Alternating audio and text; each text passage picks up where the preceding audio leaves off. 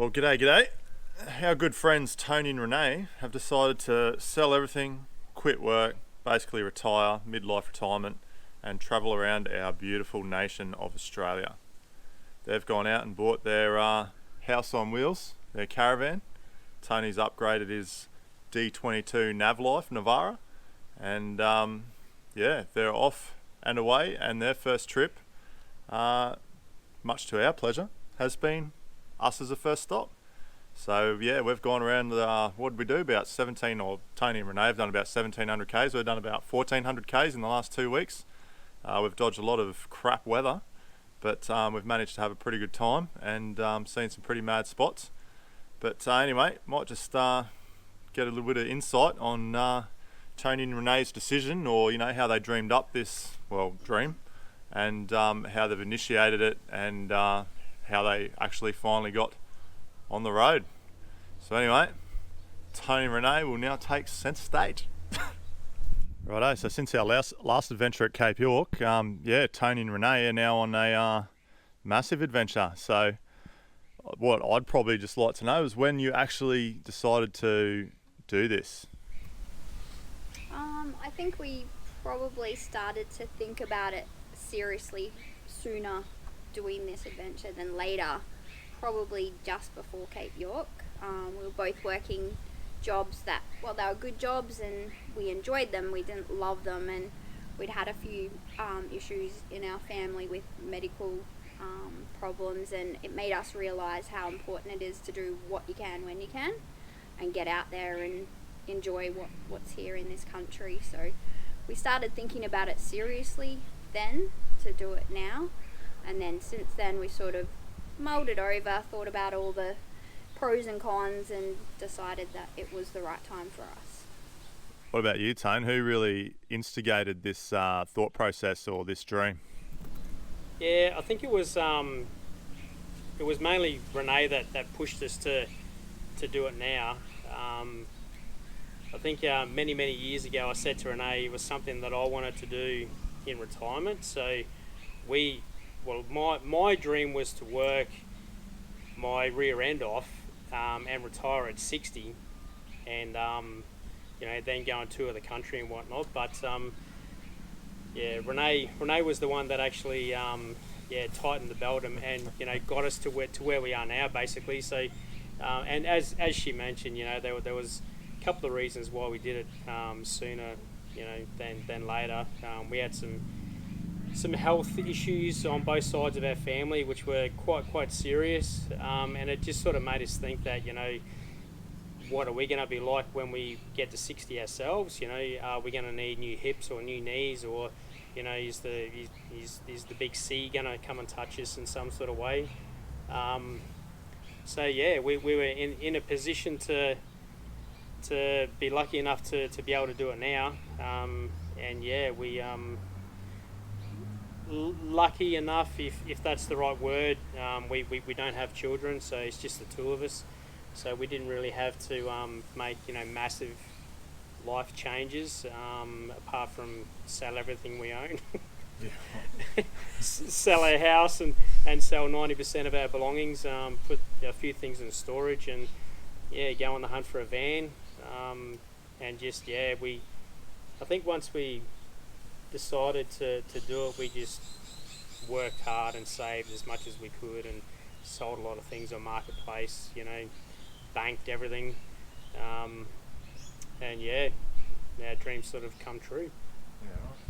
Luckily enough, yeah. And how was it selling everything? Was that a bit daunting or what? It certainly put me outside of my comfort zone. It's a bit hard to come to terms with. Selling your house is one thing, but selling a lot of your belongings is quite hard, because a lot of those things you've worked hard to get. You've done overtime, or you've sacrificed social outings, or various other things to buy that TV, or to buy that leather couch, or that dining table, or the outdoor setting, etc. So it was. I think Renai was a lot better about it than what I was. I'm more of a You're more sentimental about yeah. objects. I'm more I am, yes. Like videos in the closet, Tone? Oh yeah, there's quite a few up on the top shelf. No, but no, she is right. Yeah, I tend to be more emotionally connected to objects than Renee. But yeah, I think once we got started, and I saw the money coming in, it was quite easy. Yeah, nice. But yeah, it's a big change. You certainly get outside your comfort zone, Yeah, right. which is good. You know, it's good. What about you, Renee? The selling off part wasn't really hard for me. I don't place a lot of value on objects as much. Like, there's a few sentimental things that I kept, but overall I was happy to get rid of it so that we could live the dream and get out on the road. And like selling the house, it's just a house. You can get another one down the track, or the car. It's pretty easy. So for me it wasn't hard, and we obviously wanted to downsize so that when we come back we just really have the essentials to get us started. Yeah, right. And when will you come back, you reckon? We don't really have a set time frame, but hopefully we'll be able to do a couple of years at the least, and if we work and travel then maybe longer. But we'll just play it by ear. So you've only spent a few nights in your van, and how is it adjusting to that? Like, I know it's only early days, but is it kind of what you expected, or is it a bit how you going? I think it's what we expected. It's a lot smaller obviously than having a house, but it's probably a little too early to know. Yeah, right. And also, like, we've been with you guys, so we've had a bit of a security blanket around things that may or may not we need and stuff like that. So I think once we go out on our own, that will be when we find out how we go. I think for me, just prior to when we left, we still had a few things that we needed to take care of, and the last few things that we were still needing to sell. So the last 3 or 4 weeks prior to us leaving was a mad rush. Neither of us had much sleep. We're sort of just running on adrenaline. A couple of family things happened as well, so it all seemed like a big blur. But then when we actually hit the road, unfortunately a couple of negative thoughts actually ran through my mind, because the old Navara sort of struggled a bit to tow it initially, but a few hundred kilometres into it, I got used to how it pulled the van, and gear changes and fuel consumption and all that sort of stuff. But yeah, I could go on, but basically we love camping and we love the outdoors, so it's just another aspect to that. And it's a decision that we've made comfortably, so yeah, I think we're going to really enjoy it.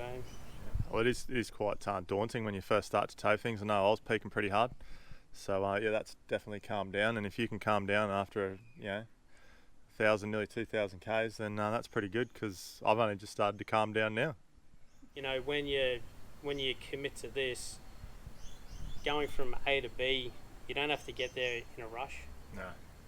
Like you can drive 6, 7, 8 hours a day, but there's no need to. Yeah. You're not on a time frame. It's not like you've had, leave from work and you've only got 3 weeks off and you want to drive, 3,000 kilometres. Whereas us, we have no work, So, if we want to get from here to there, we can stop off 12 times in between and drive 2 hours a day if we want to. So, we just drive within the vehicle's capabilities to make sure that it's going to get through it all and get us to the finish. Hey. And as long as there's a fishing spot near where we're camping, I'm happy.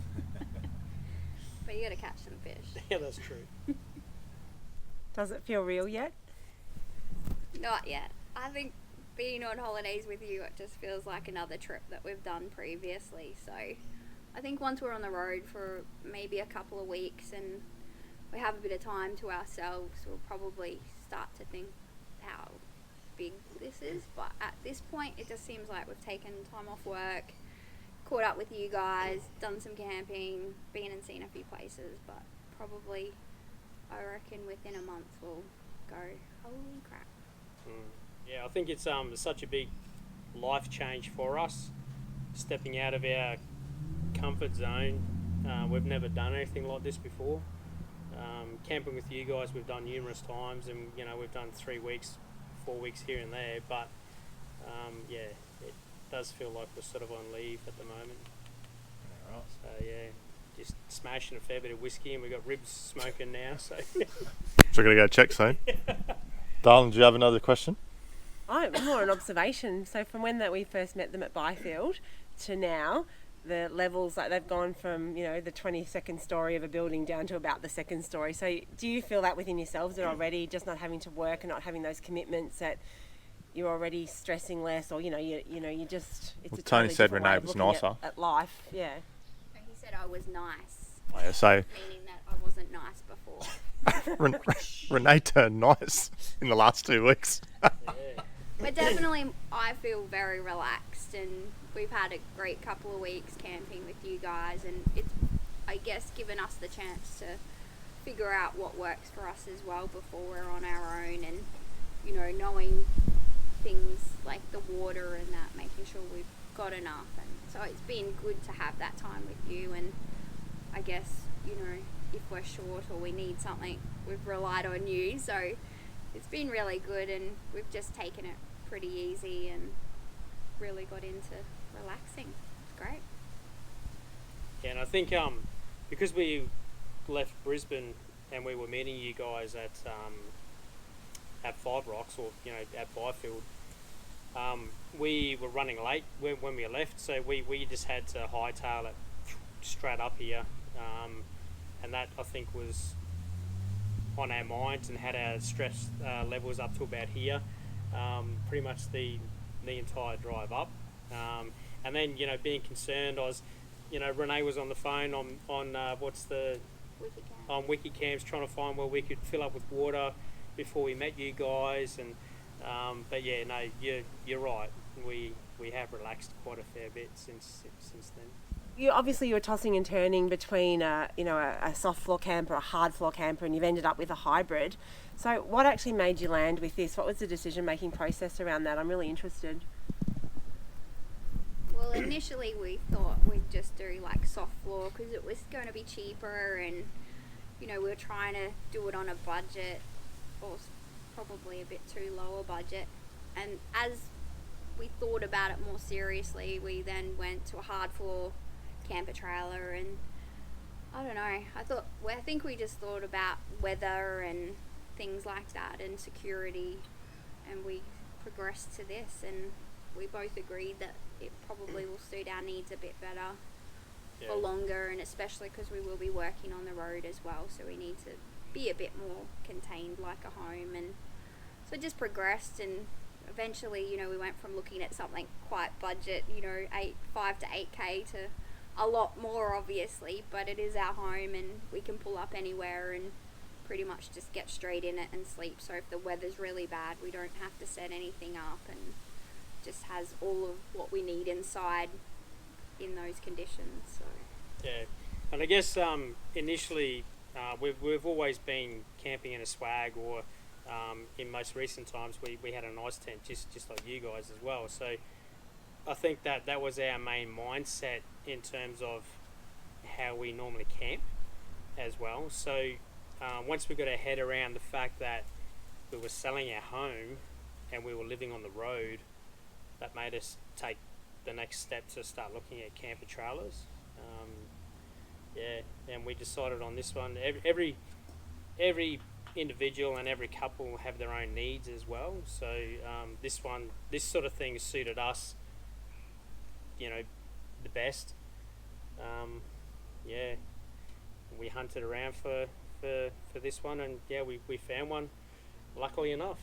So It's pretty full on at the moment, getting definitely new caravans, camper trailers and the likes, but the used market's also skyrocketed, and people are paying unbelievable amounts of money, and this old COVID tax everyone talks about, it's a real thing. So but I reckon you've done pretty well, to be honest. I really like the hybrid version, so I think it suits you guys amazingly, and I think you're going to have an amazing journey in this and lots of amazing, great times. Yeah, bloody oath. I think I think the other thing that made our mind up as well is when we decided to commit 100% to actually living on the road. We started watching a lot of YouTube, a lot of channels, I guess, and just seeing how different people live on the road, what they towed and how their setup was, and just took little snippets and little bits of ingredients from everyone and just sort of combined it to what suits us the best. A lot of people have these, but it takes a while to make your mind up, especially when you're committing yourself to a big expense as well. So Righto, so we've been privileged to have you guys along up here for the first stop, but where's off to from here, and what's the general direction for the first couple of months, I guess? we're looking at heading north. So we're going to go up to Girringun National Park from here in Mackay. So it's got the Australia's longest single drop waterfall. So I think it's 200 something feet. It's 230 or 270 feet, like straight down. So we're going to go up there. We've got 2 or 3 days there. No, we've only got one now. Oh, so okay. So we're going up there for. Have you only got one? You can just be there as long as you want. Because we already have bookings in place. Oh, afterwards? Yeah. Oh, shit. Yeah. So part of this COVID relaxation is that so many people have bought vans and camper trailers and whatnot. Everyone's hitting the road in Australia instead of flying overseas, which is a good thing for internal tourism. But the thing for us is we've had to book ahead quite a few stops because everywhere's booking out. Yeah, wow. Yeah, so we're leaving here. We're going to Girringun National Park for 1 day, and then we leave there and we shoot up to Undara Lava Lodge, which is just sort of southwest of Cairns. I think we're there for 4 days. 4 nights. 4 nights. And then from there we just basically head west. Into the Northern Territory. Into the Northern Territory, Kakadu, Litchfield, Darwin. And then slowly make our way towards the Western Australian border and head to Kununurra, and then we're going to hit the Gibb River Road in early June for a month. Yeah, nice. So obviously it's going to be a holiday at first, but you are to sustain your life on the road. You're going to work from time to time. When are you thinking that your first work will commence, or where do you think you might start? When or where might you start looking for work? They already said that about the white cockatoo at Mossman. Probably when we get to Margaret River area, which probably will be around November, December. Probably do some wine tasting, Renai. Yeah, for sure. Yeah. We'll probably start to think about work at that point. And it's also a good time to find work down that way because it's really busy tourist season in the south region of Western Australia. So we'll probably try and find some work there. But if something comes up earlier in a different place on our way down, if something comes up that suits us and works in, we'll do that. And that's probably why we don't really have a plan. Yeah, right. A set itinerary like we do for the first couple of months, Yep. because we'll just take it as it comes, and if something good comes up and a great experience that we might not be able to get again, then we'll jump in. Yep. We're both pretty willing to do whatever it takes to continue this journey for as long as we can, and some of the outback, stations and that need help, and it'll be a pretty cool experience. Yeah, and obviously, we've got a bit of a nest egg, but we don't want to continue to travel, for years and not replenish what we're spending. So once we get down to Margaret River, we're sort of thinking, we might get some work, picking grapes, or just to backpacker sort of work. And just carrying on from there. And we were thinking maybe next year in the dry season at some point, of getting a job at one of the stations, or somewhere like In the Kimberley. Yeah, in the Kimberley, some of the more tourist sort of spots. But if we were to do that, it'd be maybe like a 4 to 6 month placement as well, which would be unreal, eh? Yeah.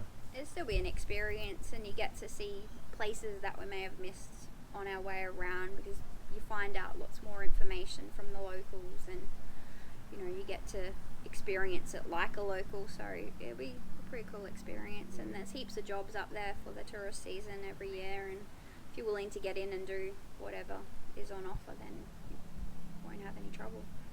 So you've given me some really hot tips on things to do to look for work, but what are the main things, and what have you really been looking at to understand where the work comes from and what you may or may not want to do? So what steps have you taken around that sort of? We're prepared to do anything really. We'll fix fences, we'll mow lawns, we'll clean toilets, we'll cook in kitchens, we'll pull beers. It doesn't really matter. Basically, when you make this decision and you cut your ties to the 9 to 5, you'll sort of do what you can, I guess, to sustain the lifestyle of seeing Australia. So, but there's a lot of Facebook pages that we've jumped onto in terms of being able to see what jobs are out there. Backpackers and station work. Working out west and so on as well. With COVID, obviously there's less backpackers in Australia, so most places are calling for people to come and help them because they just can't get anyone, because they're small communities and don't have lots of people there, and now they don't have backpackers. So there's so many different jobs that you can do, but you just have to be prepared to do them and be a good worker. Yeah, we've also been finding a lot of stations, when they advertise for couples. So if you're prepared to venture into that area, I think you'll find work easy. The amount of jobs that come up on all of those pages, I don't think we'll have any trouble at all. And probably this year, as we're travelling up it through the Kimberley, because that's probably where we want to go next year to work, we'll make sure our resumes are up to date and leave them with the places that we really want to give it a go. And if they've got something, hopefully they'll contact us. And I'd love to work on a pearl farm for a tourist season. It'd be so interesting, and lots of different roles that you can do in some of those, because they have retail outlets as well as hospitality, accommodation and all that. But then they do tours out, to the reef and stuff like that. So we'll just try our luck there and leave our resumes, and hopefully they will contact us and we won't be having to look for work so much, but we'll do whatever we have to. Yeah, no, you'll be right.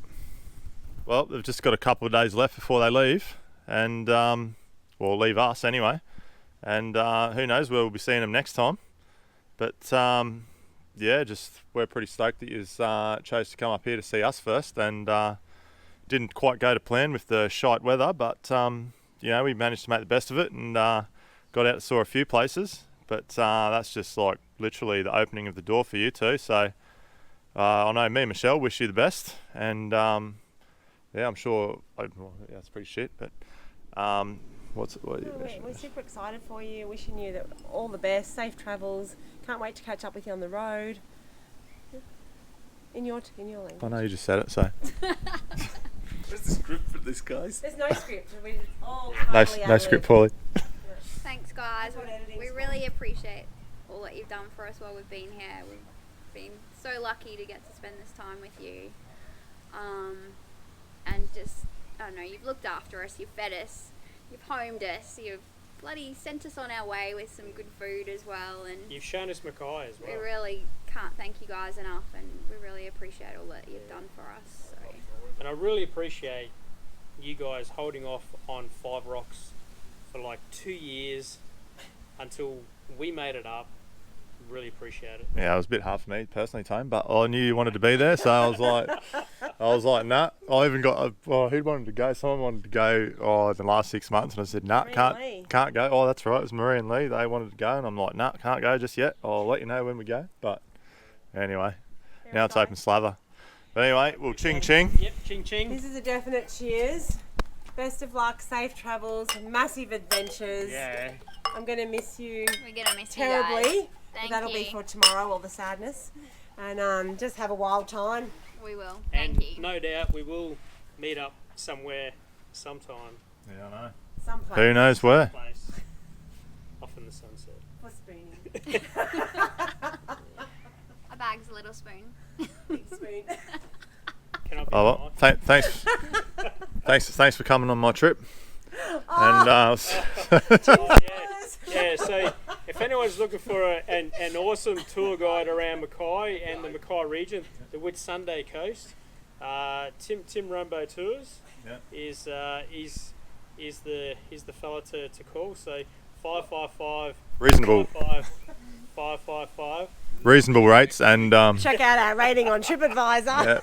yeah, reasonable rates and I can't be held accountable for the weather. Guaranteed Yeah. wildlife. Lots of wildlife experiences Yeah, I reckon. though, and some awesome camping Yeah. spots. And close neighbours. Yeah, pretty good neighbours. Anyway, all right, peace out and Yeah, we'll see you on the road. go forth and prosper. Thank you. Ching ching.